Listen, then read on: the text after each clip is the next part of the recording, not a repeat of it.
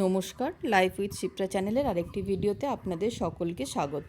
অনেকের রিকোয়েস্টে আমি ওটসের চিল্লা রেসিপিটা আরেকবার আপনাদের সাথে শেয়ার করছি। বেশ কিছুজন এটা রিকোয়েস্ট করেছিলেন।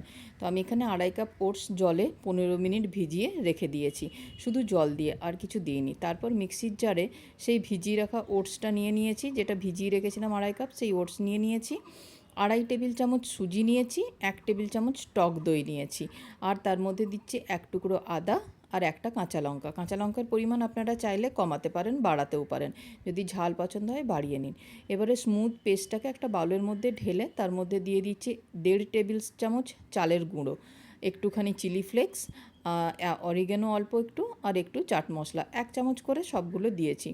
আর না, এর সাথে আমি দিয়েছি নুন আর একটুখানি হলুদ। এটা না আমি দেখাতে ভুলে গেছি, তো আপনারা অবশ্যই নুন আর হলুদটা নিয়ে নেবেন, মিক্স করে নেবেন। তারপর তার মধ্যে নিয়ে নিচ্ছি পেঁয়াজ কুচি, ক্যাপসিকাম কুচি আর গ্রেট করা গাজর।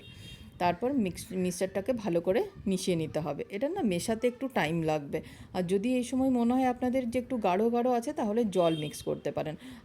আমার জল মিক্স করার দরকার হয়নি, মানে মনে হয়নি জল মিক্স করতে হবে, তাই আমি মিক্স করিনি।